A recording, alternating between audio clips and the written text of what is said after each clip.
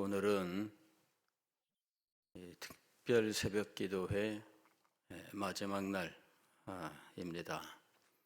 오늘은 처음 사랑을 회복하라, 이 전체 큰 제목에서 6번째 메시지, 순종의 기본으로 돌아가라 하는 제목으로 함께 말씀을 생각하겠습니다. 오늘 말씀을 보면은 우리가 너무나 잘 아는 말씀입니다.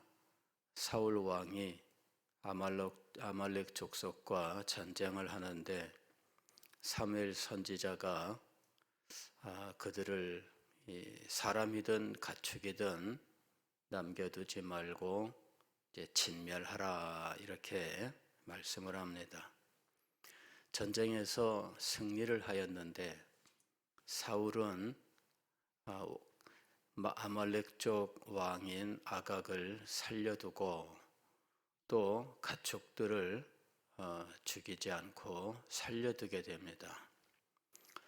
전쟁 후에 사무엘이 찾아왔는데 이 짐승의 울음소리가 들리니까 이게 무엇인가 하고 물었을 때 여호와께 제사드리기 위하여 이 좋은 가축들을 남겨두었습니다, 이렇게 얘기를 한 거예요.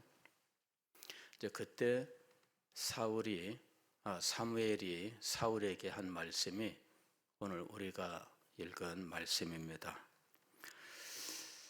사울 왕이 하나님께 제사드리기 위하여 가축을 죽이긴 했는데 좋은 것들은 남겨두었습니다, 이제 이렇게 보고를 한 거예요. 아각 왕은 왜 살려두었는가? 그게 참 말이 어찌 보면은 아주 좋은 말이죠. 하나님 앞에 제사드리기 위하여, 이 말이 뭐 좋은 말이죠. 그런데 사무엘 선지자가 아주 굉장히 엄중한 말씀을 하고 있는 겁니다. 순종이 제사보다 낫고, 이렇게 얘기를 한 거예요. 순종이 제사보다 낫고 제사드리기 위하여 남겨두었습니다. 자기는 좋은 의도로 그렇게 했노라, 이 얘기를 한 거죠. 그러나 알고 보면은 이건 자기 속에 숨겨진 다른 뜻이 있습니다. 이 숨겨진 뜻은 무엇이냐면은 자신의 명예와 위엄을 이제 과시하고자 하는 겁니다.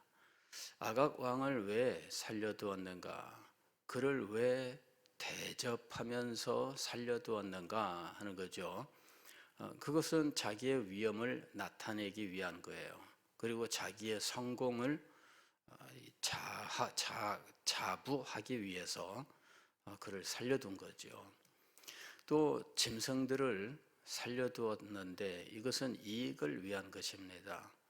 전쟁을 하게 되면 승리자는 탈취물을 자기의 몫으로 가져가는 것이 이것이 옛부터 지켜오던 원리입니다. 그래서 승자 독식이라고 하는 말이 있잖아요. 이 승자 독식이라고 하는 것은 인류가 전쟁하면서 시행해 왔었던 법칙입니다. 그리고 이 승자들은 이 소위 말하면은 승자 독식의 원리에 따라서 자기가 점령한 그 지역의 어느 집이든 들어가서 필요한 모든 것들을 마음대로 가져갔어요. 이게 탈취라고 하는 거예요. 탈취의 목적은 전쟁 경비를 거기서 충당하고 전쟁에 참여한 군사들에게 상급을 주고, 그리고 집에 가족이 남아있는 가족들에게 보상을 해주는, 왜냐하면 전쟁에 군사가 나가면 당장 노동력이 비는 거거든요. 이 노동력이 비는 것만큼 가정에 손해가 오기 때문에 전쟁하면 일단 약탈이 기본이에요. 승리하면 무조건 약탈입니다. 그리고 뭐 이건 100% 약탈이에요. 예. 그리고 전쟁 약탈을 하고 나면은 그거를 반으로 나눠서 전쟁에 참가한 군사들이 나눠 가져요. 그 다음에 이 반은 가족을 전쟁터에 보낸 이 후방에 있는 이 사람들에게 또 나눠줍니다. 그래서 전쟁에 참여한 자들에게는 직접적인 이 전쟁에 대한 이제 상급이 바로 주어지는 것이고, 집에 있는 식구들에게는 전쟁터에 노동력을 보낸 그 빈 자리에 대한 보상이 이제 이루어지게 되는 거예요. 그래서 고대의 전쟁은 항상 이런 식으로 이루어져 있다는 거죠. 오늘날도 마찬가지입니다.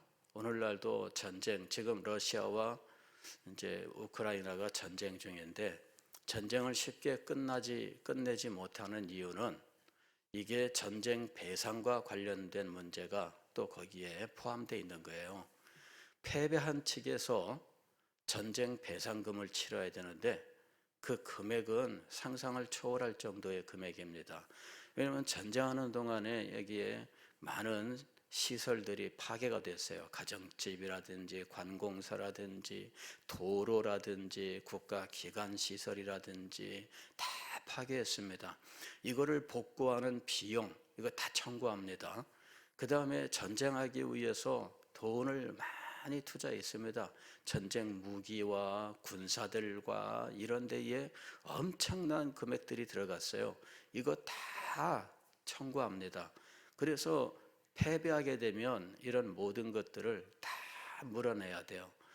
러시아 푸틴이 순순히 물러갈 수가 없어요. 그는 끝까지 버텨야 됩니다. 안 그러면 전쟁 배상하느라 나라가 무너질 상황이 됩니다. 그러면 당연히 푸틴은 자기 권세를 유지하지 못하지요.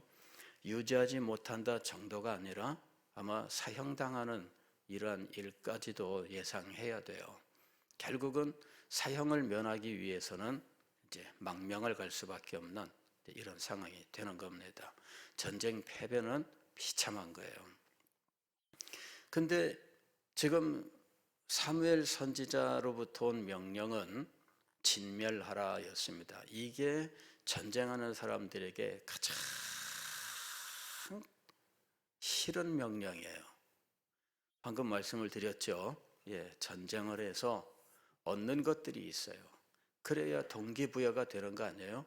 그런데 진멸하라 이 말만큼 이 전쟁하는 사람들에게 사기를 꺾어 놓는 말은 없습니다. 그러니까 사울 왕이 전쟁이 끝났는데 군사들이 일단 명령을 안 듣죠. 진멸하라 이 말을 안 들었어요. 그리고 사울 왕이 사무엘의 명령을 따라서 시행하고자 하는데 이 군사들의 반응이 심상치 않으니까 에라 모르겠다 이렇게 된 거죠. 이거 내가 더 나가다가는 큰일 나겠네. 자기 왕권에 대하여 어떤 위협이 된다 이렇게 판단한 겁니다. 그래서 이 군사들을 핑계로 사실은 그냥 넘어간 거예요. 슬그머니 그냥 넘어가고, 그리고 그 과정에서 왕의 몫으로 돌아오는 것들이 있습니다. 왕에게 당연히 왕 자신이 무슨 집집마다 다니면서 약탈하지 않지요. 그것은 군사들이 하는 거예요. 그리고 이 군사들이 왕의 몫으로 좋은 것들을 따로 챙겨드리게 돼 있습니다. 그것도 만만치 않은 엄청난 이런 재산이 되는 겁니다. 자, 지금 사울은 이제 이 모든 것들을 다 아주 예쁜 포장지로 포장을 한 거예요. 제사 드리기 위하여. 그랬더니 사무엘 선지자가 그에 대하여 이 제사 드리기 위하여라고 하는 요 포장지를 싹 걷어낸 거예요. 요 포장지를 싹 걷어내고 그 포장지 밑에 숨겨져 있는 이거를 지금 모두 드러낸 겁니다. 이 숨겨져 있었던 것은 무엇인가? 자기의 이익을 위하여, 자신의 생각을 위하여 포장을 한 거잖아요. 이거는 불순종이라고 하는 거예요. 그래서 지금 22절 사무엘이 이르되 여호와께서 번제와 다른 제사를 그의 목소리를 청종하는 것을 좋아하심같이 좋아하시겠나이까. 여기 그의 목소리를 청종이라고 했는데 이 청종이란 말이 듣는다는 말이에요. 듣는다. 여호와의 목소리를 듣는 것을 좋아하심같이 좋아하시겠나이까. 제사가 무조건 제일도 아니고 제사 드리는 자는 하나님의 말씀에 순종하는 일이 우선되어야 한다라는 거죠. 뭐든지 포장을 잘하면 되는 것이 아니다, 그 얘기입니다. 포장을 잘하면 되는 것이 아니다. 제사라고 하는 누구나 다 인정하는 이 일로 포장해서는 안 된다, 그 얘기입니다. 순종이 제사보다 낫고 듣는 것이 순종을 말하는 겁니다. 근데 이 용법은 우리나 뭐 그분들이나 사실 똑같아요. 우리도 엄마 말 안 들어 할 때 들어 이 말이 뭐예요? 순종 안 해 이 말이거든요. 용법이 똑같아요. 듣는 거예요. 듣는 거. 불순종은 굉장히 심각한 범죄입니다. 지금 23절 보면 이는 거역하는 것은 이게 불순종을 가리키죠. 점치는 죄와 같고 그랬어요. 점치는 죄가 얼마나 심각하냐 하면은 돌로 쳐 죽여라 이렇게 되어 있습니다. 돌로 쳐 죽여라. 하나님의 백성이 점을 치러 간다. 신접한 여인에게 찾아간다. 이거는 돌로 쳐 죽일 것입니다. 이게 지금 굉장히 심각한 죄라는 거죠. 이는 거역하는 것은 점치는 죄와 같고 또 완고한 것은 그랬어요.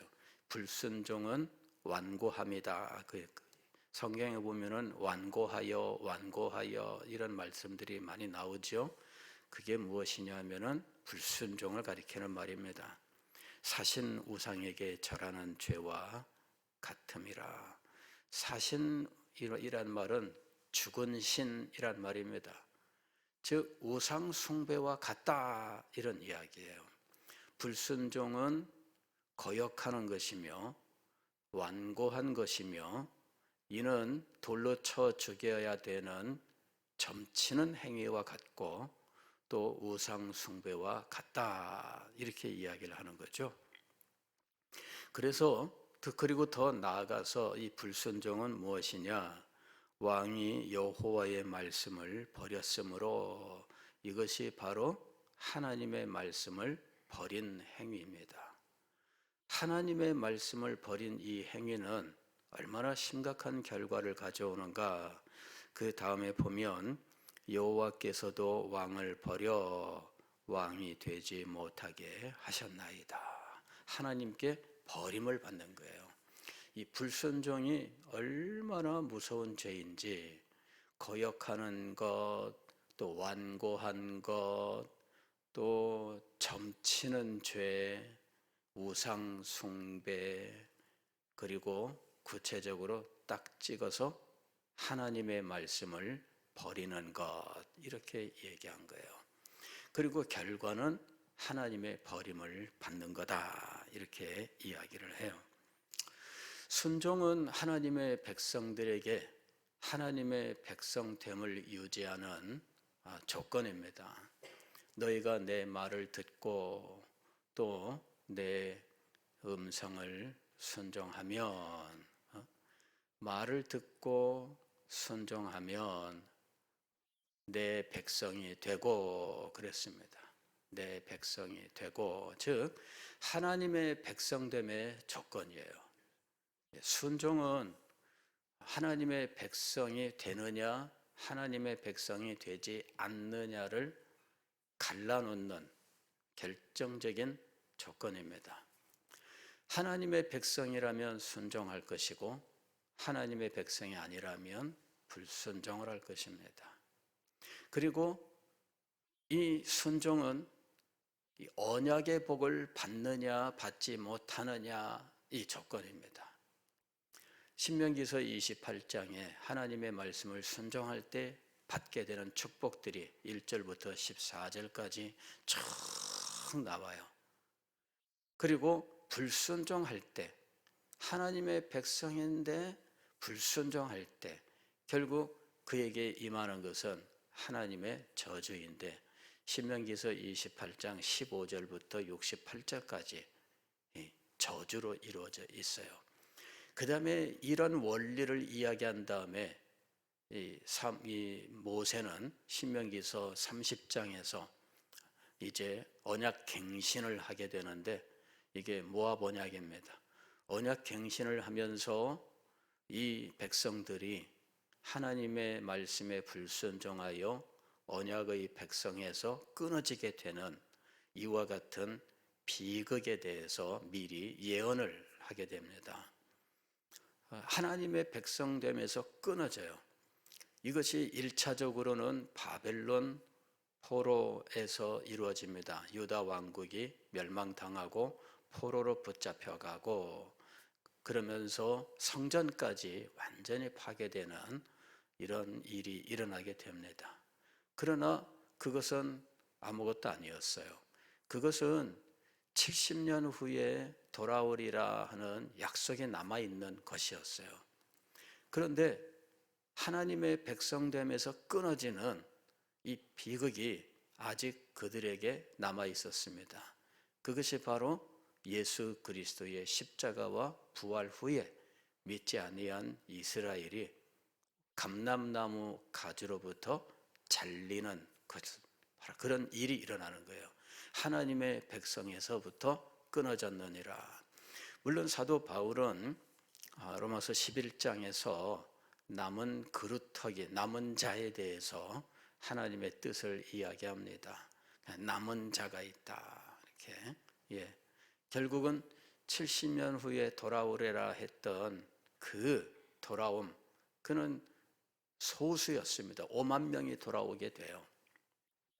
근데 말세에 이 유대인들이 하나님 앞에 돌아오는 일이 남아있다. 이제 이것이 사도 바울의 예언입니다.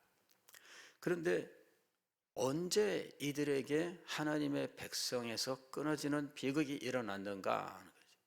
불순종 때문에, 불순종하였을 때 그런 일들이 일어났다는 거죠. 자, 하나님의 말씀에 순종하고 또 그 가르침에 순종하는 일은 이렇게 중요한 거예요. 하나님의 백성이 되는 길이며 또 언약의 복을 받는 길이다 하는 것입니다. 그런데 이제 우리가 현대 이 교회 생활에서 간과하지 말아야 될 것은 무엇인가? 이 순종을 우리는 하나님의 말씀이라는 이 막연한 것으로 돌려놓고 있다는 거죠. 이것이 오늘날 우리들의 문제예요. 저는 이 문제를 놓고 저도 하나님의 말씀의 순종, 이것에 대하여 어릴 때부터 가르침을 받고 나름대로 순종한다 하면서 살아왔지만, 그러나 목회자가 되어서 이제 많은 세월이 흘러갔어요. 2년만 있으면 40년이에요.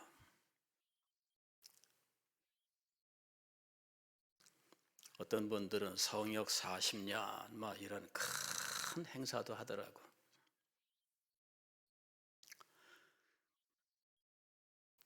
그러면서 제가 이 순종에 대하여 저도 그렇고 성도들도 그렇고 너무 막연하게 생각들 하고 있다 하는 사실을 계속해서 느끼고, 그것 때문에 참 안타까운 마음들을 참 많이 가져요. 하나님의 말씀의 순종은 어떻게 되어 있나?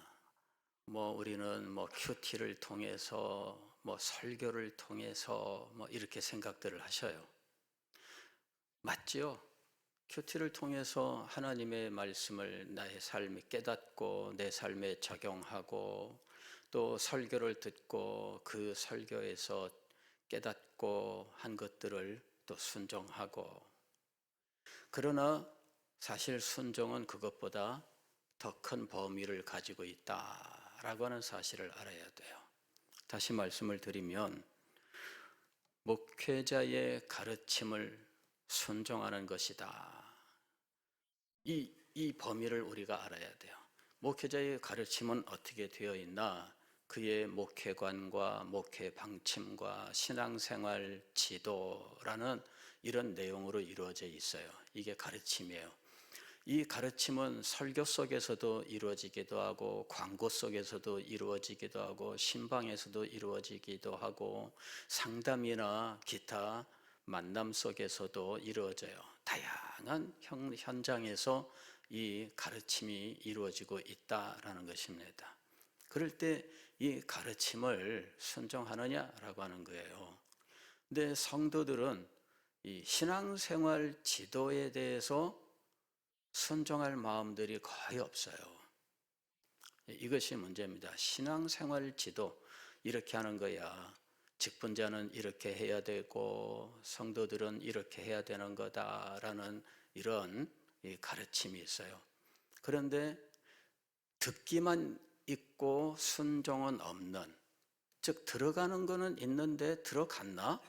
들어갔으면 왜 안 하지? 이런 것들이죠. 그냥 목사는 그냥 여러 가지 제안을 하고 여러분이 할 수 있으면 해보세요, 이러는 위치에 있지 않아요. 목사는 가르치는 자예요. 가르치는 자. 그리고 인도하는 자예요. 하나님의 거룩한 뜻으로 인도하는 자예요. 제안을 하고 해보면 좋을 걸, 이런 사람이 아니에요. 그냥 해도 좋고 안 해도 좋고 식으로 말하는 사람이 아닙니다. 그는 확신 가운데 하나님의 뜻을 우리의 삶 속에 적용해서 이렇게 하는 거다라고 가르치는 자예요. 그것을 순종해야 된다, 그 얘기입니다. 근데 막연하게 하나님의 말씀이라고 해놓는 거죠. 구체적으로는 무엇인가? 목회관을 존중해야 돼요. 목사는 목회관을 가지고 있습니다. 그것은 하나님께서 그에게 주신 소명, 그리고 하나님께서 그를 인도하시는 과정 속에서 만들어지는 거예요. 그리고 그 목회관은 항상 하나님의 말씀인 성경을 연구하고 신학을 공부하는 동안에 그런 모든 것들이 정비되게 되어 있습니다. 검증을 받게 되어 있어요. 성경과 또 신학과 이런 것들, 또 교회의 법과 이런 것에 의해서 검증을 받게 되어 있습니다. 그래서 목회자의 목회관이라고 하는 것은 하나님의 말씀과 또 신학과 또 교회 법과 이런 것에 의하여 검증되는 과정을 거치게 돼요.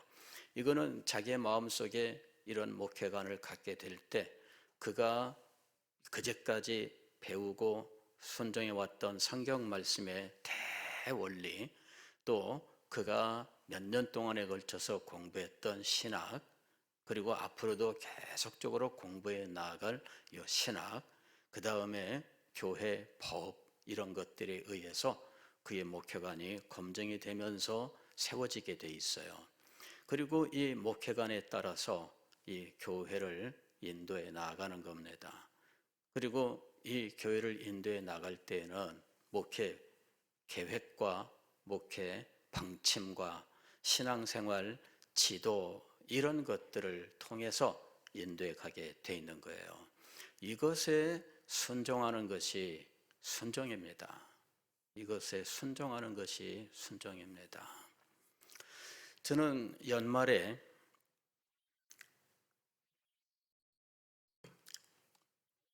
굉장히 큰 위기의식 가운데 있었어요.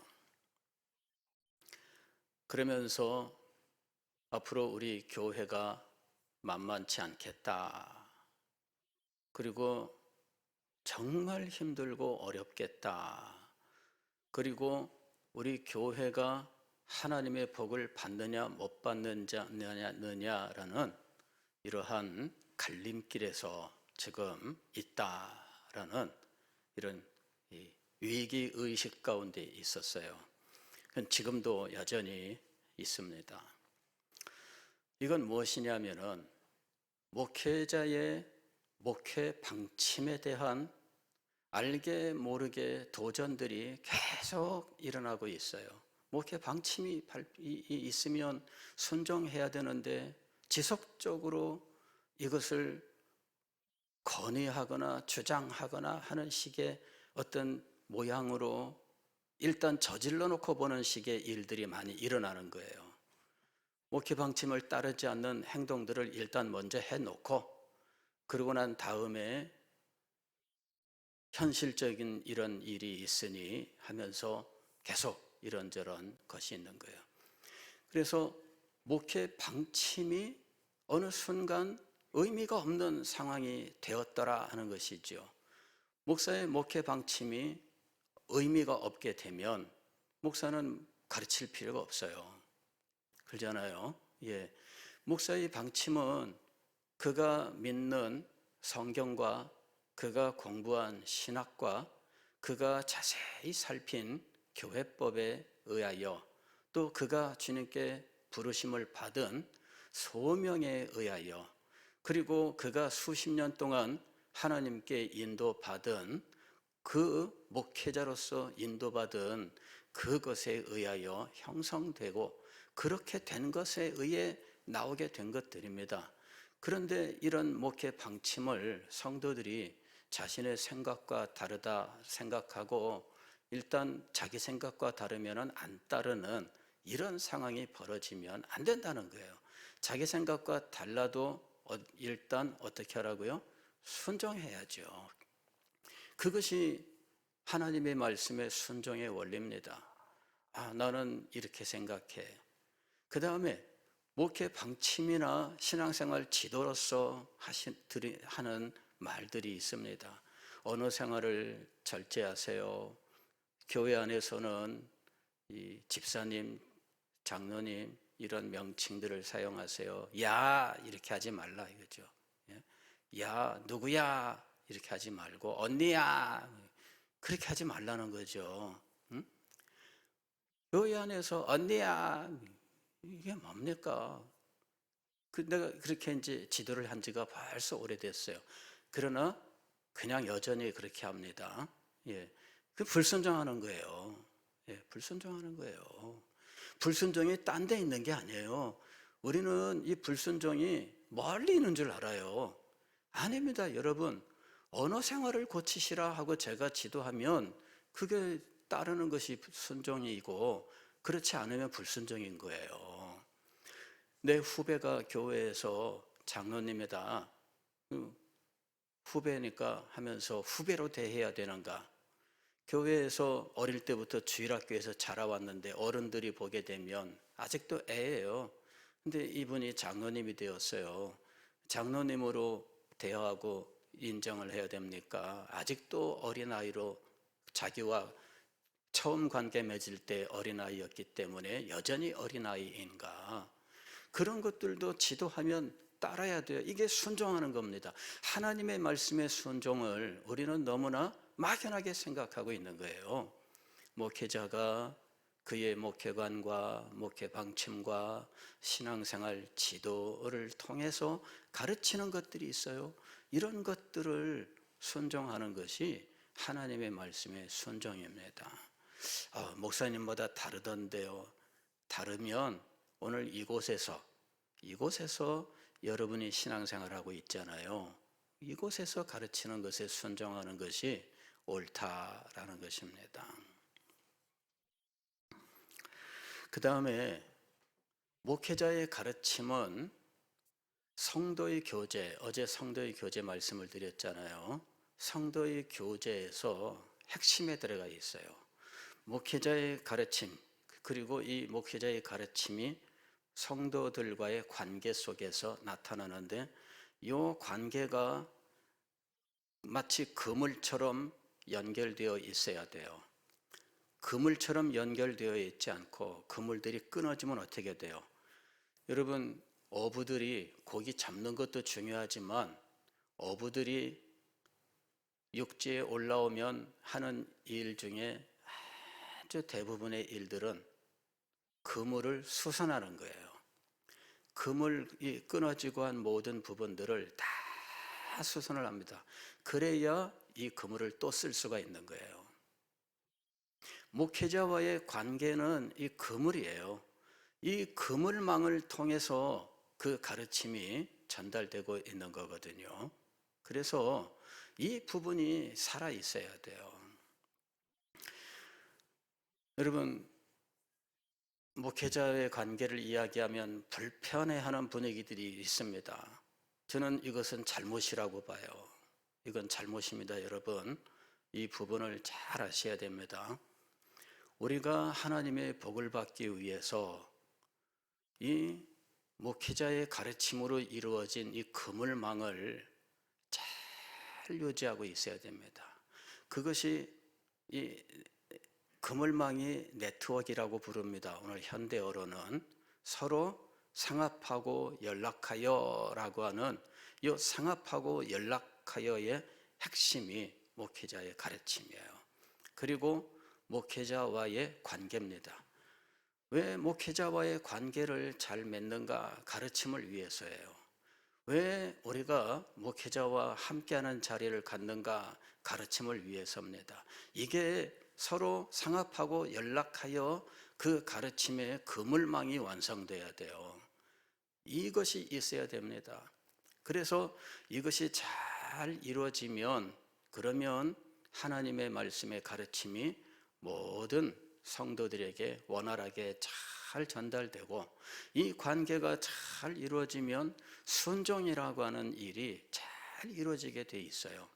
근데 이것이 안 되면 순종이라고 하는 것이 각각 내 생각에 옳은 대로라고 하는 이 사사기의 시대로 돌아가 버리고 마는 거예요. 목사의 가르침을 받기 위하여 성도들은 목사와 친밀함, 사랑의 교제를 가질 수 있도록 하는 게 중요합니다. 목사는 편제를 위하여 존재하는 것이 아니에요. 즉, 교회 조직을 완성하기 위하여 존재하지 않습니다. 목사가 있고 없고는 교회법에서 규정하고 있는 것이지만은, 근데 그거는 편제를 위하여 한 것이 아니라 이 가르침이 성도들에게 생명과 복이기 때문에 이것을 보장하기 위하여 법이 이것을 강제하고 있는 겁니다. 무엇을 위하여? 성도들이 받게 될 생명과 하나님의 복 때문이에요. 그래서 법은 목사를 안 두면 제재를 가하게 되어 있는 거예요. 왜? 성도들에게 가르침이 임하고 그에 순종하고 또 목사와의 친밀함과 사랑의 교제를 통하여 그 가르침을 기꺼이 받고 기꺼이 순종하는 이 일들을 이루어가므로 하나님께서 그에게 축복하시는 복들을 받아 누리게 하셨다라는 것입니다. 저는 신학 공부하고 또 젊은 목사 시절에 싫어했던 것이 있습니다. 그게 무엇이냐면은 목사 대접을 잘하라 하는 것입니다. 강사 목사님이 오시면 목사 대접하는 원리들을 가르쳤어요. 목사님이 신방하면은 봉투를 준비하여 딱 준비하고 있고 하고, 목사님에게는 뭐 어떻게 하라, 명절 때 되면은 목사님에게 자그마한 선물이라도 준비해서 드려라 뭐 하고, 이런 가르침들이 있었어요. 그게 싫었어요. 그래서 그것을 말하질 않았습니다. 뭐 그럴 필요 있는가 그랬습니다. 그런데 세월이 그 뒤로 많이 지났습니다. 그러면서 제가 선배들이 그렇게 가르친 것을 제가 그 동안에 저도 역시 깨닫게 된 거예요. 선배들이 왜 그렇게 가르쳤는지를 깨닫게 된 거예요. 그래서 이것이 성도들이 하나님의 가르침을 받고 하나님의 복을 받는 실천에 해당되는 것이구나. 그걸 알게 됐어요. 그리고 이것이 실상은 성도들에게 직접적인 하나님의 축복과 연관되어 있구나라고 하는 사실을 이제는 저도 납득을 하게 되었어요. 저는 그런 것을 가르쳐 본 적이 없습니다. 왜? 제가 신학생이 되고 목사가 되고 이런 부분들에 대한 반감이 제 속에 있었기 때문에 제가 가르친 바가 없습니다. 그러나 그로부터 수십 년이 지나고 나서 그동안에 많은 것을 보고 듣고 경험하면서 알게 되었어요. 이건 가르치고 성도들이 순종해야 되는 부분이구나. 명절 때 목사 집에 선물하시는 분들이 있습니까? 명절을 지내기 위하여 선물하시는 분들이 있습니까? 잘하시는 거예요. 하셔야 돼요. 연말이 되었는데 목사님 해가 가기 전에 식사 한번 합시다. 식사 대접 한번 있습니까? 잘하시는 거예요. 목사님 목회하시는데 요새 힘드시죠? 이러시면서 목사를 위로하시고 그냥 말로만이 아니라 말로 하시는 것에 대해서 아이고 목사님 제가 이렇게 해야 되는데 제가 뭐 잊어버렸습니다. 끝. 생각났으면 해야지 뭘 또 잊어버렸습니다 그러고 넘어가요. 예. 여러분 이 관계를 잘 만들어 가려고 하셔야 돼요. 예. 아니, 목사님에게 1년에 식사 한 번도 대접 안 하고 그냥 넘어가려고 하셔요. 그렇게 하면 안 되시지요. 그 하셔요. 그 무슨 그거 했다고 해서 여러분 뭐 파산을 하고 그런 거 아니잖아요. 예. 그거 하셔요. 여러분들에게 도움되는 거예요. 여러분 모든 좋은 것을 말씀을 가르치는 자와 함께 모든 좋은 것을 함께 하라. 여러분 모든 좋은 것을 함께 하라. 이거 순종하셔야 돼요. 이거 순종하셔야 돼요. 너희를 인도하는 자들에게 순종하고 복종하라. 그들은 너희 영혼을 위하여 경성하기를 자신들이 청산할 자인 것 같이 하느니라. 그들로 하여금 즐거움으로 이것을 하게 하고 근심으로 하게 하지 말라. 그렇지 않으면 너희에게 유익이 없느니라. 유익이 없느니라. 이게 복이 없느니라 그 말입니다. 복이 없느니라. 교회 중직자 가운데 집안에 목회자를 둔 분들이 있습니다. 아들이 목사가 됐어요. 본교회 담임 목사에게 잘 하십시오. 아들의 목회길에 직접적으로 연관이 되어 있습니다. 본교회 목사, 아들이 목사가 되면 본교회 목사에 대해서 순종하지 않고 거들먹거리는 분들이 있습니다. 아들이 잘 됐다고 이야기해요. 큰 교회 갔다고 얘기합니다. 여러분 그거 자랑할 거 아닙니다. 본교회 목사에게 서운하게 하면서 아들은 잘 되기를 원하신다고요? 하나님께서 어디 그렇게 하십니까? 그렇게 안 하셔요. 제가 이 말을 할 수 있게 되기까지 수십 년이 걸렸습니다. 왜? 제가 이제 봤기 때문이에요. 우리 선배들이 왜 그렇게 가르치는지를 제가 이제 보았기 때문입니다. 그래서 여러분에게 말씀을 드립니다. 아들이 목사님이면 본교회 목사님의 목회에 순종하세요. 자기 생각과 달라도 순종하세요. 아들도 목회를 할 거 아닙니까? 하나님께서 그 아들의 길을 인도하셔야 되잖아요. 이걸 우리가 알아야 됩니다.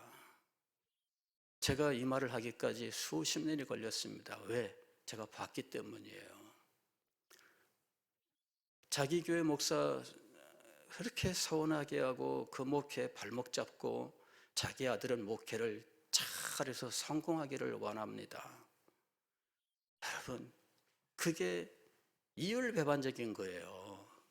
내가 순종해야 하나님께서도 순종적인 성도들을 내 아들에게 주신다라고 하는 이 사실을 알아야 돼요.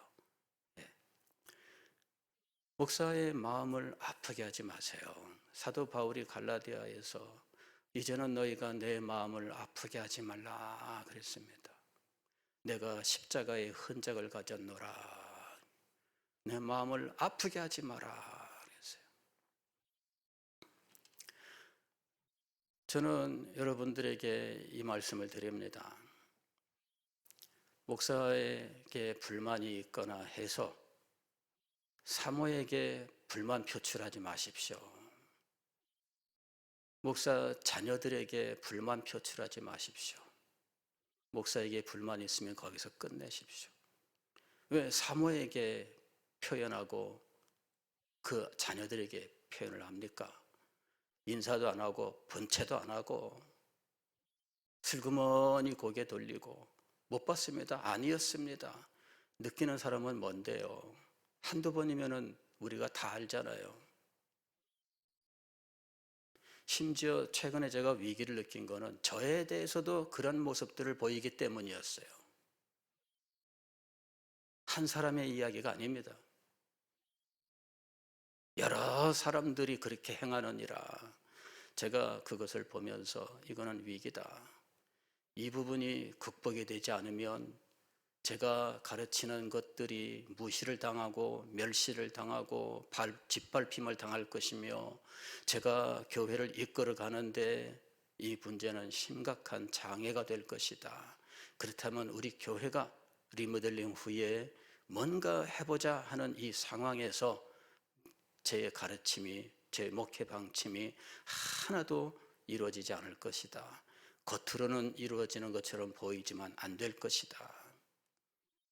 목사의 목회관과 목회 방침과 신앙생활 지도와 목사에 대한 존중과 사랑이 없으면 이 모든 것들이 다 무산돼요.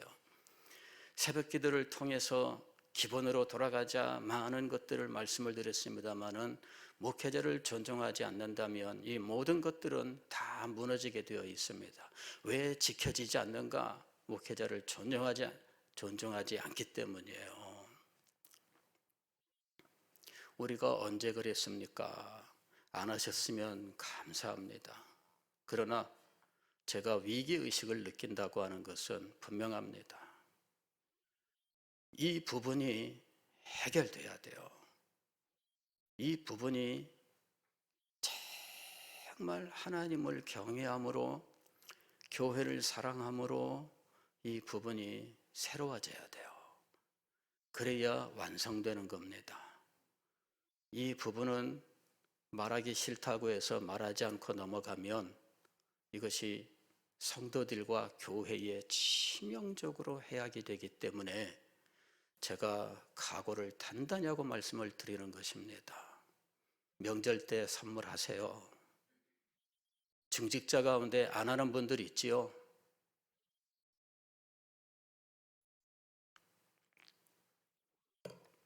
제가 단단한 결심을 가지고 합니다. 1년에 한 번이라도 식사 대접하십시오. 왜 그냥 넘어갑니까?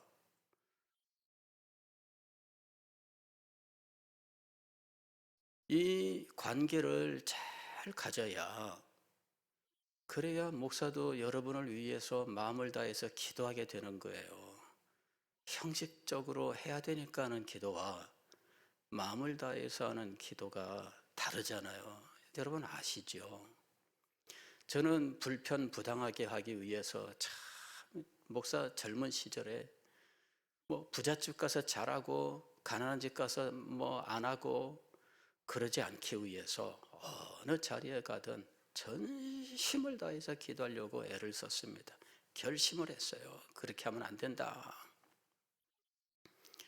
그러나 한 자리에서 20년 이상 목회하다 보니까 사람들의 수십 년 동안의 관계들이 있어요. 그래서 이런 관계들이 참 사랑의 관계로 유지되는 것이 얼마나 중요한지. 그래서 이게 말하기 쉽지 않아요. 말하면은 사건 목자가 되는 것 같고, 말하면은 밝히는 사람이 될 것 같고, 그러한 어떤 자기가 대접받기 위해서 무슨 강제하는 것 같고, 그러나 저는 여러분들에게 충심으로 말합니다. 교회를 위하여, 여러분이 하나님께 축복받는 일을 위하여 목회자와의 관계를 잘 가지고 그의 가르침에 순종하고 그를 존중하여 그에게 필요한 것들을 공급할 것이며, 그리고 그가 기쁨으로 이 사역을 감당할 수 있도록 격려하기 위하여 때로는 식사 대접으로, 때로는 봉투로, 때로는 명절 때의 선물로 여러분들이 그를 격려하고 위로하고 하는 것들이 정말 필요하다는 것입니다. 예, 이런 일들을 여러분 정말 말하기 힘든 일을 오늘 이 새벽기도 마지막 시간에 이야기합니다.